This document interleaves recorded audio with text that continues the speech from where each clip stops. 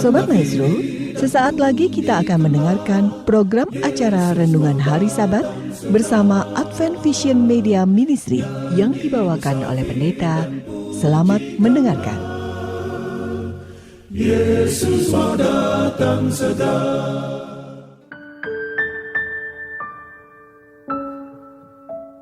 Selamat pagi dan selamat sahabat saudaraku yang dikasihi oleh Tuhan. Salam sejahtera buat seluruh pendengar Maestro yang kami sangat kasihi.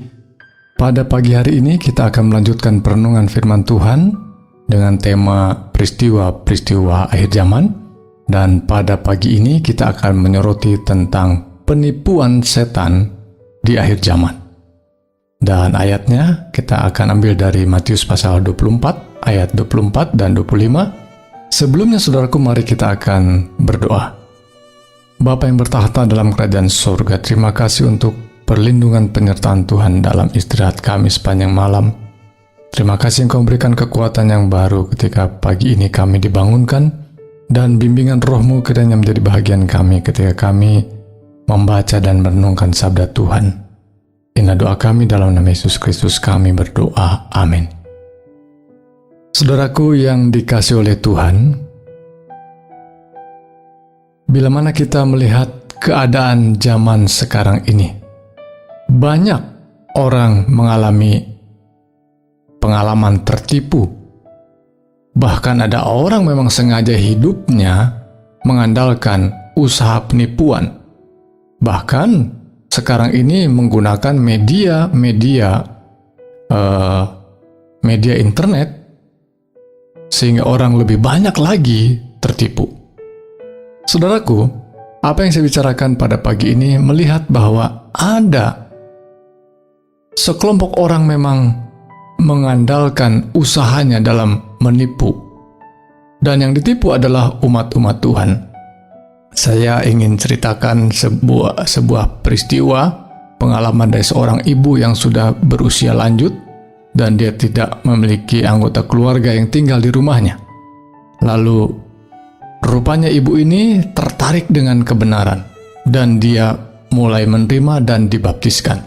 Setelah dibaptiskan di gereja kami, rupanya ibu ini didatangi oleh beberapa orang, sekelompok orang yang menamakan dirinya kelompok orang Kristen yang percaya bahwa kita harus menanti kedatangan Tuhan di Yerusalem, dan kita harus mengadakan pembaharuan hidup dengan menyiapkan diri, bahkan membuang segala kepemilikan kita dengan cara menjual dan menggunakan uangnya untuk perongkosan ke Yerusalem. Saudaraku sekalian, ibu ini akhirnya menyerahkan sejumlah uang dan bahkan sertifikat rumahnya pun diberikan. Usut punya usut, akhirnya keluarga dari jauh datang untuk menyelesaikan persoalan ini, namun sebahagian hartanya harus hilang. Saudaraku, orang-orang yang menipu seperti ini bukan orang-orang yang kelihatannya jahat, orang-orang yang memang mungkin kita sebut pencuri dan pembunuh. Bukan, saudara. Orang-orang ini adalah orang-orang yang terlihat seperti orang Kristen yang soleh. Mari kita lihat, saudaraku, ayat firman Tuhan dalam Matius pasal 24 ayat 24.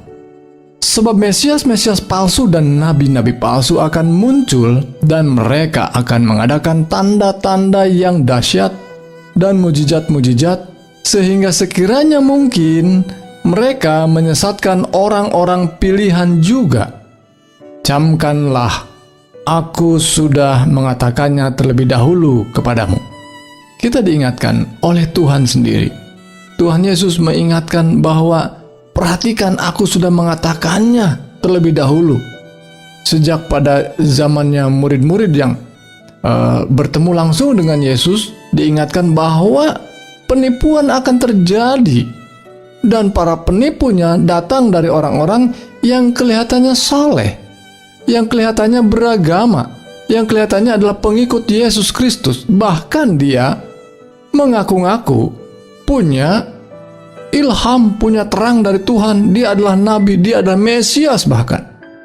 Tapi sesungguhnya mereka adalah orang-orang yang sengaja datang mencari keuntungan dari diri kita. Dan saudaraku sekalian, peristiwa ini bukan peristiwa satu-satunya, bukan peristiwa yang minor, saudaraku. Peristiwa yang sering terjadi di negeri kita yang konon terdengar bahwa negeri kita ini negeri yang beragama. Sehingga orang-orangnya, warga negara kita ini orang-orang yang mempercayai hal-hal yang dianggap gaib, hal-hal yang dianggap rohani, dan pribadi-pribadi yang dianggap soleh, para pemimpin agama, sehingga baik Kristen dan non-Kristen sering mengalami penipuan-penipuan yang berkedok agama, yang berkedok kesalehan. Dan tidak terluput gereja kita, tidak terluput kekristenan juga mengalami hal-hal yang serupa seperti di non-Kristen juga mengalami penipuan-penipuan. Itu sebabnya pada pagi hari ini, saudaraku sekalian, saya ingin membagikan hal apa saja yang menjadi penipuan, penipuan oleh setan untuk banyak orang dan juga untuk orang Kristen. Sekali lagi saya ingin menegaskan bahwa orang-orang yang terlibat di dalam penipuan ini bukan orang-orang yang kelihatannya sudah kelihatan jahat, orangnya serem, tidak ya. Saya ingin bacakan salah satu kutipannya, sebutkan demikian. Firman Allah menyatakan bahwa apabila cocok dengan maksud musuh itu, maka melalui kaki tangannya dia akan menunjukkan kuasa yang begitu besar dengan penyamaran kekristenan, sehingga sekiranya mungkin mereka menyesatkan orang-orang pilihan juga, menggunakan hal-hal yang dianggap seperti orang Kristen lah kebanyakan, tapi di dalamnya ada bungkus penipuan. Dan penipuan apa saja? Saya ingin menguraikan beberapa hal yang perlu kita memperhatikannya. Dan yang pertama yang harus kita pastikan sebagai seorang yang tidak mau terlibat atau tidak mau tertipu, pastikan bahwa saudara dan saya adalah orang-orang yang membaca Alkitab, yang hari-harinya diisi dengan kebenaran firman Tuhan, bukan katanya, bukan kata orang, bukan kata orang tua, bukan kata hamba Tuhan. Tapi kita membacanya juga sebagaimana dikatakan oleh hamba Tuhan, memang benar firman Tuhan mengatakan demikian. Itu adalah landasan pertamanya. Tentu juga dilandasi oleh bimbingan Roh Kudus yang sekalipun tidak kelihatan, tetapi Dia hadir membimbing kita untuk melihat kebenaran dalam kitab suci. Beberapa penipuan-penipuan yang dimaksudkan adalah, salah satunya adalah kebangunan rohani. Apa yang dimaksudkan kebangunan rohani? Mungkin kita terlihat seperti dingin, seperti suam-suam kuku. Ya, itu gambaran daripada kitab Wahyu. Karena kita tidak sungguh-sungguh dalam kebenaran, sehingga para penyaru ini, para penipu ini datang memiliki karisma yang hebat, pemimpin agama yang hebat. Mari kita mengadakan kebangunan rohani. Kita tinggalkan kota ini. Kita tinggalkan pekerjaan yang sudah mapan ini. Kita tinggalkan zona nyaman kita ini. Mari kita memasuki wilayah yang sulit, dan mari kita tinggalkan segala harta dunia. Dan bahkan berikan kepada saya. Wah, ini ujung-ujungnya, ujung UUD kata orangnya, ujung-ujungnya duit. Jadi orang harus tinggalkan, tetapi dia penuh dengan harta benda. Dia penuh dengan keserakahan bahkan. Dan ini benar-benar terjadi di gereja kita, di gereja-gereja lainnya, dan bahkan di non-Kristen terjadi. Seolah-olah dia sedang mengadakan kebangunan rohani supaya orang semakin dekat dengan Tuhan. Tetapi ada unsur di balik permainan pekerjaan itu adalah keuntungan diri sendiri. Selanjutnya adalah musik. Dalam kebangunan rohani tentu saja musik memainkan peran penting. Musik adalah hal yang dibutuhkan tentunya dalam kehidupan beribadah. Tetapi musik juga bisa digunakan untuk hal-hal yang bisa mendorong kita membangkitkan emosional yang sesungguhnya tidak dibutuhkan di dalam menunjukkan kesetiaan kita kepada Tuhan. Akal budi tentu harus digunakan. Saya ingin bacakan salah satu kutipannya. Janganlah kita memberi tempat bagi tingkah yang aneh-aneh, yang sebenarnya menjauhkan pikiran dari dorongan-dorongan Roh Kudus yang mendalam. Pekerjaan Allah senantiasa ditandai dengan ketenangan dan keagungan, bukan sekedar kemeriahan dalam musik-musik, bahkan mungkin terdengar seperti musik rock. Hal-hal yang engkau ceritakan telah Tuhan tunjukkan kepada saya bakal terjadi sebelum tertutupnya pintu kasihan. Setiap hal yang tidak pada tempatnya dipertunjukkan, akan ada jeritan-jeritan disertai tambur, musik, dan tarian. Segi-segi akal sehat akan menjadi begitu kacau sehingga mereka tidak bisa dipercaya untuk membuat keputusan-keputusan yang benar. Hamba Tuhan ini melihat bahwa di akhir zaman ada banyak usaha penipuan yang juga menggunakan musik sebagai sarananya. Maka kita sebagai umat Tuhan, Tuhan katakan waspada. Selanjutnya, penipuan apa lagi? Penipuan mengenai bahasa roh. Saya ingin bacakan kutipan ini. Tingkah yang berlebihan, dorongan batin yang palsu, bahasa roh yang palsu, dan sikap gaduh telah dianggap sebagai karunia yang Allah berikan kepada gereja. Sebagian orang telah tertipu dalam hal ini. Hasil-hasil dari semua ini ternyata tidaklah baik. Kamu akan mengenal mereka dari buah-buahnya. Ya, Yesus katakan dalam Matius pasal 7. Tingkah laku berlebihan dan kegaduhan sudah dianggap sebagai bukti-bukti yang khusus dari iman. Sebagian orang tidak merasa puas dengan acara kebaktian, kecuali mereka mendapat kesempatan untuk bertingkah laku gegap gembita dan riang. Lihat saudaraku sekalian, tentu saja Alkitab menuliskan tentang bahasa roh. Sebuah bahasa yang tidak diungkapkan tata bahasanya mungkin. Tetapi kita berhubungan dalam roh dengan Tuhan. Tetapi ketika kita menentukan ini bahasa roh yang dimaksudkan, dan bahkan mengklaim hanya mereka yang disebut umat Tuhan ini yang bisa menggunakan bahasa roh. Orang yang menggunakan bahasa roh inilah umat Tuhan. Wah, saudaraku sekalian, sehingga orang mungkin bisa saja berpura-pura bisa berbahasa roh supaya diakui sebagai umat Tuhan. Maka bahasa roh juga sekali lagi bisa digunakan sebagai alat penipuan setan. Berikutnya, tentang malaikat-malaikat jahat yang mungkin kita tidak pernah lihat, tapi kenyataannya, ya, firman Tuhan yang diilhamkan melalui tulisan-tulisan hamba Tuhan ini mengingatkan bahwa malaikat jahat juga tampak bisa seperti manusia. Dan kita ingat saudaraku sekalian, bahwa malaikat-malaikat memiliki kemampuan alamiahnya sama seperti malaikat yang pengikut Tuhan. Karena memang dia adalah naturalnya, alamiahnya seorang malaikat. Figur malaikat, kemampuannya kemampuan malaikat. Sehingga kalau dia menyaru seperti orang, seperti manusia biasa, bisakah dia lakukan? Tentu jawabnya bisa. Maka setan akan memanfaatkan setiap kesempatan untuk menggoda manusia supaya tidak setia kepada Allah.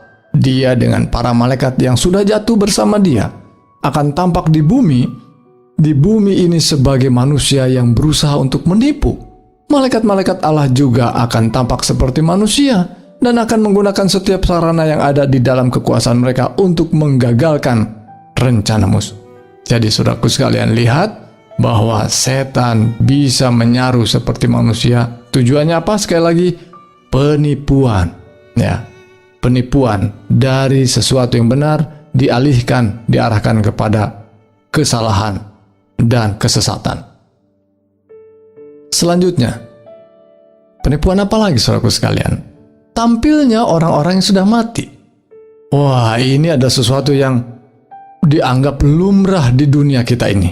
Di dalam keagamaan non-Kristen, bahwa orang yang mati rohnya gentayangan, dan orang mati juga bisa didatangi, orang mati juga bisa berbicara, orang mati juga bisa ditanya banyak hal seperti nanya sama Google, ya, banyak tahu dia. Tapi sesungguhnya saudaraku sekalian, firman Tuhan mengatakan orang mati tidak tahu apa-apa. Orang-orang mati benar-benar mati seluruhnya. Ya, tubuhnya kembali kepada tanah, dan rohnya itu nafas hidup kembali kepada Allah yang mengaruniakannya. Dan yang muncul di hadapan kita, orang-orang mati yang dianggap hidup lagi oleh orang-orang yang mempercayainya, sesungguhnya dia adalah figur yang sama, yakni malaikat-malaikat jahat dan setan. Dan mereka tujuannya apa? Sekali lagi, menipu umat Tuhan, menipu banyak orang, dan bahkan kalau memungkinkan juga orang pilihannya. Siapa orang pilihannya? Saudara dan saya yang mengenal kebenaran, yang mengenal Alkitab, yang mengenal kitab suci yang adalah dasar kebenaran. Lalu apa lagi yang bisa digunakan setan dalam penipuannya? Ya, memang setan pun bisa menyaru seperti Kristus. Setan mau menipu manusia untuk menunjukkan ke semua orang yang mungkin sudah percaya kepada Kristus dan sedang menanti Kristus, menanti kedatangannya, dia juga bisa menyaru seperti itu, berusaha menyaru. Apakah dia mampu menyaru seperti Kristus, persis seperti Yesus? Mari kita lihat beberapa kutipannya. Musuh itu bersiap untuk menipu seluruh dunia dengan kuasanya yang dapat mengadakan mujizat. Bisa mengadakan mujizat setan? Bisa, jawabnya. Ya. Dan banyak ayat Alkitab menunjukkan bahkan menurunkan api dari langit. Dia akan mengambil rupa seperti malaikat-malaikat terang untuk menyaru seperti Yesus Kristus. Sekali lagi, saudaraku sekalian, bahwa kalau setan itu datang seperti orang sebutnya genderuwo, orang yang figur yang menakutkan, tentu saja orang sudah lari. Tapi kalau dia datang seperti malaikat terang, tentu banyak orang datang.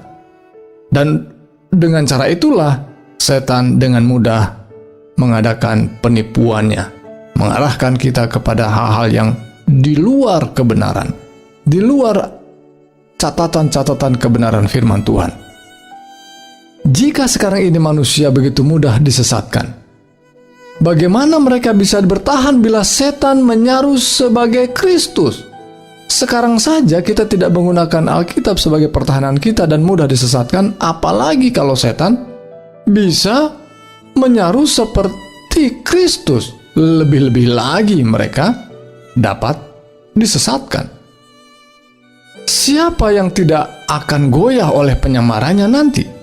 Yang mengaku sebagai Kristus padahal dia hanyalah setan yang menggunakan rupa Kristus dan seolah-olah melakukan pekerjaan-pekerjaan Kristus. Luar biasa. Ya, kalau Injil menceritakan ada banyak cerita Yesus bisa menyembuhkan, mengadakan banyak mujizat. Ternyata setan bisa buat juga. Jadi jangan pernah tertipu kalau itu datangnya dari Tuhan karena hebat penyembuhannya. Ya. Karena setan bisa melakukannya juga. Berikutnya, setan menyerupai Kristus bahkan dalam segala segi. Ya, ada batas yang tidak dapat dilewati setan. Dan di sini dia menggunakan penipuan sebagai penolong dan memalsukan pekerjaan yang sebenarnya tidak berkuasa untuk dilakukan. Pada akhir zaman dia akan tampil sedemikian rupa untuk meyakinkan manusia bahwa dialah Kristus itu yang datang untuk kedua kalinya di dunia ini. Benar-benar dia mengubah dirinya sebagai seorang malaikat terang. Tetapi sekalipun dia akan tampil dengan sosok Kristus dalam segala segi, sejauh hanya penampilannya saja, hal itu tidak akan memperdaya siapapun kecuali mereka yang seperti Firaun memang sengaja mau menolak kebenaran. Saudaraku, kedatangan Yesus yang kedua kali itu adalah salah satu yang sulit ditandingi atau digunakan sebagai penipuan karena sulit sekali. Sekalipun mungkin ada usaha-usaha teknologi sekarang ini dengan mudahnya bisa ada suara dari langit, bisa ada satu figur yang bisa melayang-layang di udara, bisa mungkin ya dengan berbagai teknologi zaman sekarang. Tapi saudaraku sekalian, membuat langit begitu gemerlap dengan malaikat-malaikat Tuhan yang datang pada waktu kedatangan Tuhan yang kedua kali seperti digambarkan oleh firman Tuhan, itu tidaklah mudah ditiru oleh setan. Itu sebabnya kita harus tahu persis apa yang dinyatakan Alkitab tentang kedatangan Yesus itu, sehingga kita tidak menjadi orang yang ikut tertipu. Kemudian setan memang berpura-pura menjawab doa orang saleh. Wah, Orang-orang berdoa, ya berdoanya mungkin di gua, berdoanya ya di lereng-lereng bukit, di tempat-tempat sepi, dan dia bertemu dengan Tuhan, mendengar suara Tuhan. Tapi jangan-jangan mereka mendengar suara bisikan yang lain. Karena setan pun bisa seolah-olah menjawab doa kita. Ya, jawaban-jawaban atas doa kita adalah jawaban yang memang sesuai dengan kebenaran firman Tuhan. Saya menyampaikan kutipan sekali lagi dalam peristiwa zaman. Dia menyatakan dirinya Kristus dan dia dipercaya sebagai Kristus, oknum yang cantik dan yang bersalut jubah kebesaran, dan dengan suara yang lembut dan kata-kata yang menyenangkan dengan kemuliaan yang tak dapat ditandingi.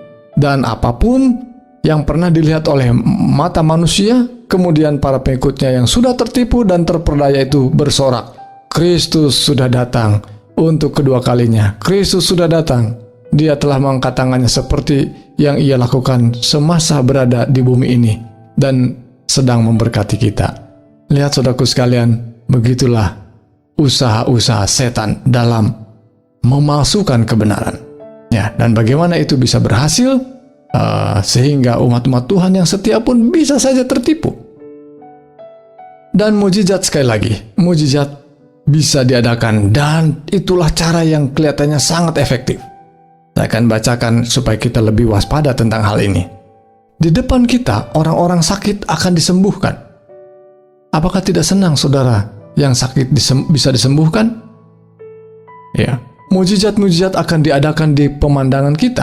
Apakah kita siap menghadapi ujian yang menunggu kita bila mana mujizat-mujizat penipuan setan itu akan lebih nyata dipamerkan? Orang-orang yang berada di bawah pengaruh roh-roh jahat akan mengadakan mujizat-mujizat. Mereka akan membuat orang-orang jatuh sakit dengan melontarkan mantra kepada mereka dan kemudian menghapus mantra itu sehingga orang-orang lain akan mengatakan bahwa mereka yang tadinya sakit itu sudah disembuhkan secara ajaib. Hal ini telah dilakukan setan berulang kali. Wah, saudaraku sekalian, kita harus jauh lebih waspada, saudaraku sekalian. Bila mana saudara sekarang ini juga adalah pribadi yang mengalami sakit penyakit, mari kita lebih dekat datang kepada Tuhan dalam doa dengan kesungguh-sungguhan. Dan tentu saja ada saatnya Tuhan mengizinkan kita mengalami ketidaksembuhan atau kita mungkin bahkan mengalami kematian oleh karena sakit. Tapi jangan pernah mempertanyakan Tuhan. Dan jangan pernah meminta kepada yang bukan Tuhan. Dengan melihat bahwa hanya kesembuhan saja sebagai tanda dari Tuhan adalah hal yang keliru. Bila mana saudara mengalami sakit penyakit, tentu saja Tuhan memiliki maksud-maksud indah buat kita. Untuk mana kita belajar hidup lebih baik, menjaga tubuh kita yang Tuhan percayakan. Dan Tuhan memberikan banyak pesan tentang bagaimana melihara tubuh kita. Dan mari kita datang kepada Tuhan yang adalah sumber kesembuhan, yang di dalam nama Yesus dan di dalam kebenarannya Dia akan menyembuhkan kita. Saudaraku, inilah perenungan kita pada pagi hari ini. Saya bawa dalam nama Tuhan. Mari kita berdoa. Bapa dalam kerajaan surga, terima kasih untuk firman Tuhan. Terima kasih untuk perenungan yang indah. Untuk kami boleh belajar dari firman-Mu dan berpegang teguh pada firman Tuhan, sehingga kami boleh dikuatkan dan dijauhkan dari segala penipuan setan yang terus-menerus menjaring manusia yang mungkin saja bisa mengalami kejatuhan. Kami berdoa Tuhan untuk seluruh pendengar boleh melihat dan waspada tentang hal ini, sehingga kami boleh menjadi satu umat yang dipersiapkan menyambut kedatangan Tuhan yang kedua kali dan kami diselamatkan. Terima kasih Tuhan untuk janji-Mu. Berkati kami hari ini dalam seluruh rencana dan kegiatan ibadah kami. Biarlah boleh mengagungkan Tuhan. Dan mohon berkat Tuhan untuk saudara kami yang sakit saat ini. Jamahan tangan Tuhan. Di dalam nama Yesus Kristus kami mohon berkat kesembuhan Tuhan. Amin.